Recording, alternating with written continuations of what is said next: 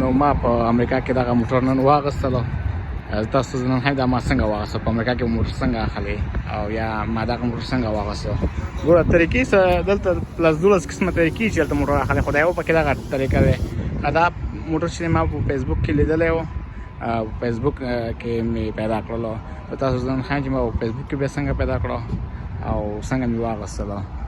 دا مخامخ چې دا ډیلر دی، دوی په فیسبوک کې اچولی و او دوی ځای ته راغلم، دوی نه مې واغستلو او دوی ګوره په فیسبوک کې څنګه اچولی و. دا درته اوس ښایم او دننه دوی آفس دی.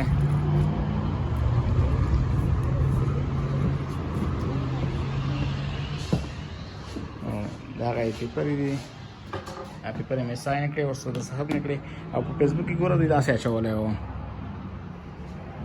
کې صحیح رڼا کوم ته ګوره دا اچولی و چې 2014 جیپ دی، په $6,900 یې ویلې او 1,10,000 مایلیج پې و او دا اته نهه عکسونه مې اچولي دي او بیا د موټر ټول انفارمیشن معلومات یې مې اچولی دی لاندې.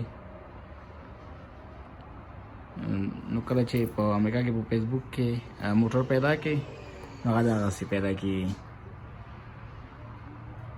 دوی ورسره چې کله د موټر خوښ شو بیا به ورته میسیج وکړي، لکه څنګه چې دا ما ورته کړي دا میسیجونه ټوله.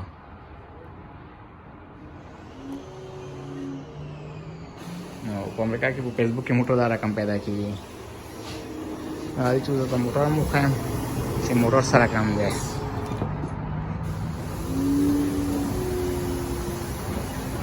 موټر کې لږ غوندې کار و، هغه ما ورته وویل چې راته جوړې کړئ. نو لګیا دی پې یو وړوکی غوندې مشکل و، هماغه راته جوړوي لګیا دی او موټر دغه موټر دی. ډېر نوی هم نه دی او ډېر زوړ هم نه دی.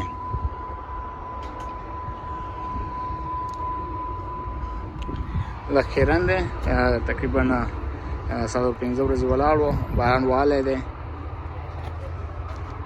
دا یې ټمپرري یو څه وخت لپاره نمبر پلیټ راکړلو، تر هغې چې زما په نوم کېږي او ټول پروسس حساب کتاب مکمل کېږي.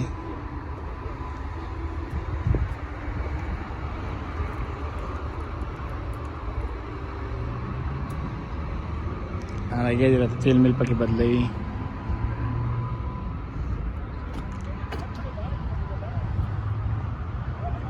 او دا دوی سره نور موټر هم دي، دا ټول بیا هم دا رقم فیسبوک کې اچولي وي. بس خلک یې په فیسبوک کې وګوري بیا راشي دوی ځای ته واخلي ترې. ما هغه خپل دا مخامخ دا هر موټر هم داسې فیسبوک کې پیدا کړی و.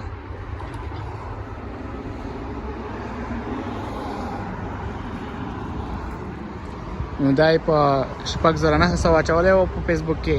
زه ورسره ټینګ شولم، راښکته مې کړلو 6,200 ته، تقریبا $6,200 مې راښکته کړلو.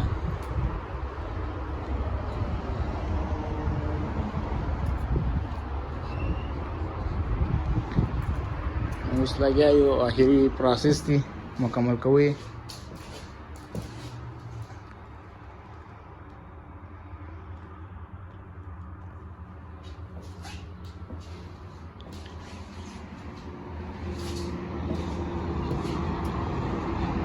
نو په امریکا کې په فیسبوک کې موټر داسې اخلي.